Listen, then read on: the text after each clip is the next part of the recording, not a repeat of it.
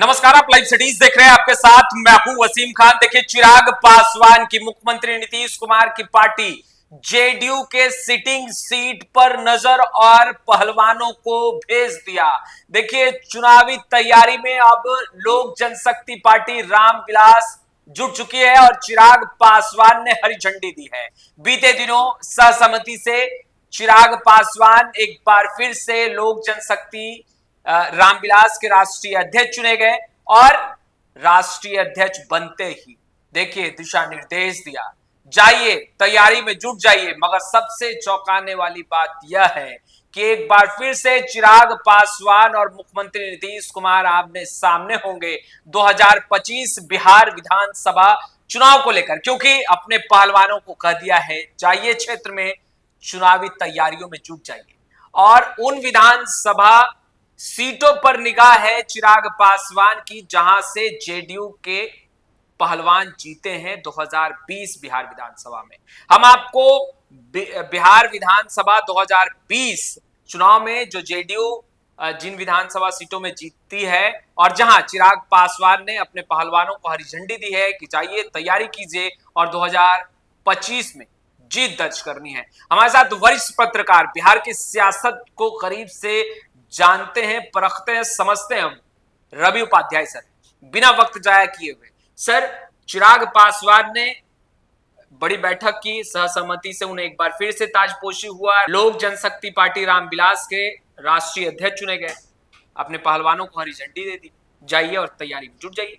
देखिए, निश्चित रूप से चिराग पासवान इस बार झारखंड में नवंबर दिसंबर में टेंटेटिव है, उस तरह का लग रहा है कि वहां चुनाव होगा। इसलिए वहां राष्ट्रीय कार्यकारिणी की बैठक झारखंड की राजधानी रांची में उनकी पार्टी की हुई और उसमें दूसरी बार वह जो उन लोगों के संविधान में है लोक जनशक्ति पार्टी के, तो वो उसमें उस लिहाज से फिर वो दूसरी दफा उनको राष्ट्रीय कार्यकारिणी ने सर्वसम्मति से उनको फिर से उस पद पर बिठा दिया है, अध्यक्ष चुन लिया है। और उसमें तमाम स्टेट यूनिट्स के अध्यक्ष आए थे उनकी पार्टी के, और जो नेशनल एक्जीक्यूटिव राष्ट्रीय कार्यकारिणी में जितने सदस्य थे सब लोग जुटे हुए थे और उसमें उनका हुआ। तो देखिए, सबसे बड़ी बात है कि चिराग पासवान की पार्टी पूरे उत्साह से लवरेज है।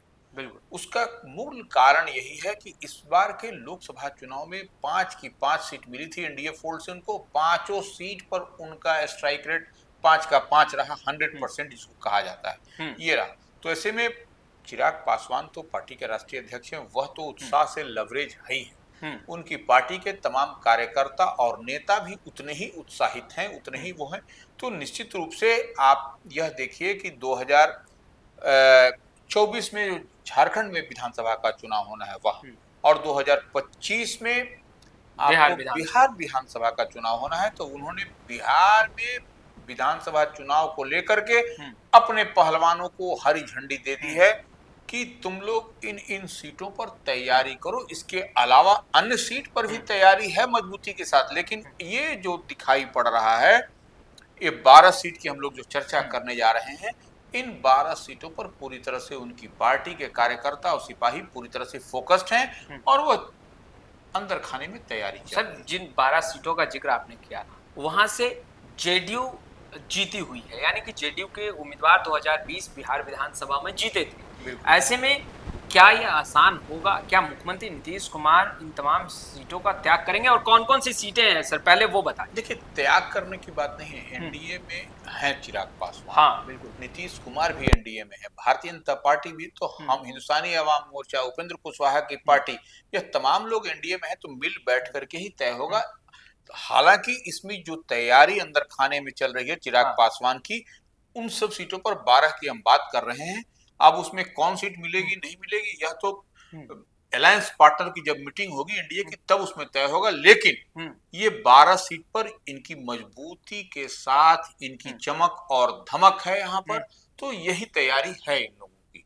तर्क और आधार क्या होगा? एनडीए की जब बैठक होगी तो चिराग पासवान जब जेडीयू के सिटिंग सीट को अपने खेमे लेने की कोशिश करेंगे, तो आधार क्या है? देखिए, सबसे बड़ी बात है कि वो लोकसभा का चुनाव हुआ, उसमें भी आप आंकड़ा निकालिए, हाँ, उसमें भी इन लोगों का बेहतर परफॉर्मेंस इन सब विधानसभा सीटों पर है।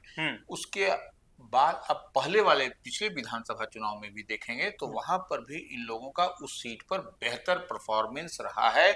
इस लिहाज से यह सब क्लेम किया जा रहा है। उसके बाद तो गंगा में बहुत पानी बह गई और भी मजबूती के साथ इन लोगों ने काम किया। तो ये हम सबसे पहला नाम आपको बताने जा रहे हैं, पूर्णिया विधानसभा। अच्छा, जहां से पूर्णिया लोकसभा क्षेत्र। हाँ, पूर्णिया लोकसभा और पूर्णिया विधानसभा। अच्छा, तो पूर्णिया विधानसभा में जो है सो रुपौली, वो रुपौली सीट है। तो वह रुपौली सीट में शंकर सिंह इस बार के उपचुनाव में जीते हैं। जो इससे पहले जो विधानसभा चुनाव 2020 में हुआ था, उस बार भी शंकर सिंह जो सेकंड दावेदार थे, मजबूती के साथ वहां पर लड़े थे वहां, और चिराग पासवान के पार्टी के उम्मीदवार थे। इस लिहाज से वहां पर रुपौली की सीट जो है सो जो जेडीयू के फोल्ड में थी अब तक, लेकिन उपचुनाव में फिर से शंकर सिंह उस पे निर्दलीय जीत के चले आए हैं। तो इस लिहाज से वह सीट, रुपौली की सीट पर दावा इन लोगों का है। बिल्कुल, बेशक आपने जो जानकारी दी एकदम सटीक जानकारी दी। सर, अगला सीट कौन सा है? अगला सीट है राजकुमार सिंह मटिहानी बेगूसराय। तो ये यहाँ पर जेडीयू के प्रत्याशी हैं राजकुमार सिंह मटिहानी से। तो उस सीट पर भी इन लोगों की दावेदारी है, इनकी दावेदारी है, क्योंकि इसमें जो है सो पिछले चुनाव में भी और इस बार भी जो है सो बेहतर परफॉर्म इन लोगों ने किया। बिल्कुल, राजकुमार सिंह तो लोजपा से ही जीत कर आए थे। बिल्कुल, वही हम करें। तो फिर बाद में इनको जेडीयू में शामिल करा दिया गया था। तो ये जो है सो राजकुमार सिंह मटिहानी वाली सीट पर चिराग पासवान की पार्टी मजबूती के साथ यहाँ पर उम्मीदवार अपना पहलवान इस बार के विधानसभा चुनाव में देने जा रही है। इसमें कहीं कोई दिक्कत नहीं। अब आइए हरि नारायण सिंह हरनौत, जो नालंदा लोकसभा में पड़ता है और वो नीतीश कुमार मुख्यमंत्री बिहार जेडीयू के राष्ट्रीय अध्यक्ष का गृह जिला भी है। तो यहाँ से भी जो है सो हरि नारायण सिंह के लिए भी यह एक बड़ी चुनौती है कि इस बार जो है सो, और ऐसे भी हरिनारायण सिंह का उम्र भी हमारे समझ से ये काफी है। तो इस लिहाज से यहाँ पर वो सीट, नालंदा सीट पर अच्छा परफॉर्मेंस चिराग की पार्टी ने किया था। बिल्कुल, दूसरे पायदान पे रही थी 2020 बिहार विधानसभा चुनाव। इसीलिए कह रहे हैं तो वो जबकि वो विपरीत परिस्थिति में चुनाव लड़े थे, वो अपने बलबूते लड़े थे, कोई अलायंस किसी से नहीं हुआ था चिराग की पार्टी का 2020 में। तो इस लिहाज से वहां पर नालंदा लोकसभा के जो हरनौत में जो सीट है, वहां से वो जेडीयू की सीट पर वहां पर दावा ठोंक।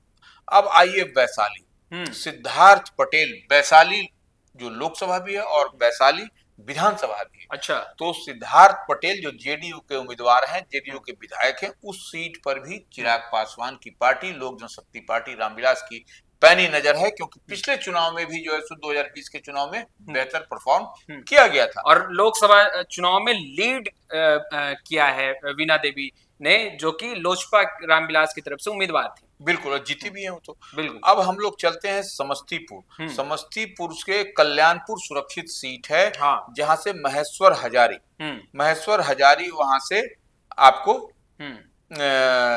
जीते हुए हैं जेडीयू के। तो वह इस सीट पर भी जो है सो आपको उम्मीदवार, आपको चिराग पासवान की पार्टी दावा करेगी। और दावा इसलिए भी नहीं करेगी क्योंकि वहां शांभवी चौधरी जीती हैं, और वही नहीं, और अमन भूषण हजारी जो आपको कुशेश्वर स्थान समस्तीपुर में भी पड़ता है, उस सीट पर भी, वह भी शांभवी चौधरी की ही सीट है, वो लोकसभा क्षेत्र, वहां से जहां से जीती है चिराग की पार्टी से। तो ये दोनों सीट पर आपको चिराग की पार्टी तैयारी में लगी हुई है इन दोनों सीटों पर। वारिसनगर का क्या लग रहा है सर? क्या वारिसनगर की सीट भी चिराग पासवान अपने खेमे लेगी? क्योंकि ये अभी समस्तीपुर लोकसभा क्षेत्र में ही आता है। वही कह रहे हैं, अशोक कुमार जो वारिसनगर से हैं, वह सीट भी शांभवी चौधरी का ही है। तो वो वहां से भी जो है सो आपको कहीं ना कहीं आपको तैयारी वहां से आपको है इनका, यानी चिराग पासवान वहां भी तैयारी कर रहे हैं। बिल्कुल बिल्कुल। अब हम लोग चलते हैं खगड़िया में। अच्छा, खगड़िया में जो खगड़िया भी सीट जो है सो लोकसभा की इनके ही पार्टी में, चिराग पासवान की पार्टी, राजेश वर्मा वहां से जीते हैं सांसद। तो वहां से पन्ना लाल सिंह पटेल है बेलदौर से विधायक जेडीयू के। तो उस सीट पर भी इन लोगों की दावेदारी है और मजबूत पहलवान इन लोगों के पास में है। उस सीट पर मजबूत पहलवान है, बिल्कुल है वहां पर। अब हम आते हैं परवत्ता, खगड़िया सीट भी देखिए राजेश वर्मा जो आपको हम बता रहे हैं चिराग पासवान की पार्टी से ही वहां पर हैं, वो जीते हैं इस बार एमपी। संजीव कुमार सिंह परवत्ता से हैं। तो वहां पर भी आपको देखिए कि जेडीयू की सीट में वहां पर आपको फंसता हुआ दिखाई पड़ रहा है। चिराग पासवान की पार्टी जो सो लोक जनशक्ति पार्टी रामविलास जो है सो वहां से इस बार वहां से भी उम्मीदवार देगी मजबूत पहलवान। उसी तरह से हम लोग चले जमुई सुरक्षित सीट, जहां से अरुण भारती चिराग पासवान के बहनोई जीते हैं, जो चिराग पासवान की ही पहले लोकसभा क्षेत्र हुआ करता था। तो ये तारापुर है, वहां से राजीव कुमार सिंह तारापुर से जेडीयू के एमएलए हैं। वहां पर भी जो है सो आपको मजबूत पहलवान की तैयारी है। और वही नहीं, आपको झाझा, आपको दामोदर रावत जहां से बिहार सरकार के पूर्व मंत्री हैं, वहां से वह जीते हैं, वह उन झाझा सीट पर भी चिराग पासवान की नजर है। वही नहीं, नीतीश कैबिनेट में मिनिस्टर है सुमित सिंह, जो निर्दलीय चकाई से जीते हैं। अच्छा, उस सीट पर भी जो है सो चिराग पासवान की पार्टी की नजर बनी हुई। तो आपको जमुई सुरक्षित का 3 विधानसभा सीट, जो तारापुर, झाझा और चकाई, ये तीनों पर चिराग पासवान की नजर पार्टी की है। अब देखने वाली बात होगी कि कैसे कैसे सीट एडजस्टमेंट की बात होती है यहाँ पर। लेकिन 12 सीट, जैसे जैसे वक्त सर नजदीक आ रहा है, वैसे वैसे सियासत गर्माती जा रही है और चिराग पासवान राजनीतिक पारा हाई कर रहे हैं। मुख्यमंत्री नीतीश कुमार की टेंशन बढ़ेगी इससे, आपको नहीं लगता? देखिए नीतीश कुमार की, देखिए राजनीति में तो विस्तार हर आदमी चाहता है, अपने संगठन का विस्तार हो और मजबूती के लिए हर कदम उठाया जाता है। तो ऐसे में चिराग पासवान जो निश्चित रूप से 2020 के चुनाव में वह बहुत बेहतर नहीं कर सके थे, एक ही सीट वही जो है सो राजकुमार सिंह वाली मटिहानी वाली आई थी, उसको भी बाद में जो है सो जेडीयू में शामिल करा लिया गया था। तो ऐसी परिस्थिति में वह जो है सो चिराग पासवान चाहते हैं इस बार बेहतर परफॉर्म करना 2025 के विधानसभा चुनाव में। तो इन सब सीटों पर उनकी नजर है और उस पर जो है सो उनके कार्यकर्ता, उनके सिपाही, उनके जो नेता तमाम इस पर वर्कआउट कर रहे हैं। तमाम जो सो रोड मैप, वो ब्लूप्रिंट तैयार कर लिया गया है और उसी लिहाज से वह तैयारी भी मजबूती के साथ हो रही है।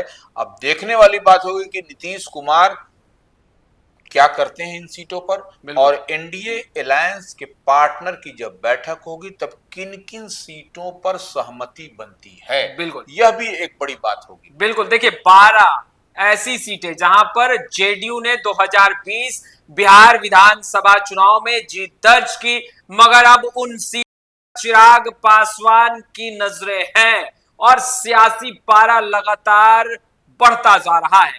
अब देखने वाली बात यह है कि जिन 12 सीटों का जिक्र हम कर रहे थे, रवि सर ने विस्तार से बताया है। आधार क्या होगा, किस आधार पर चिराग पासवान एनडीए फोल्ड में अपनी बातों को रखेंगे और जेडीयू के सिटिंग सीट पर अपनी दावेदारी ठोकेंगे। आपने तमाम बातें विस्तार से सुनी हैं, कौन कौन से विधानसभा सीट है जिस पर चिराग पासवान ने अपने पहलवानों को हरी झंडी दे दी है।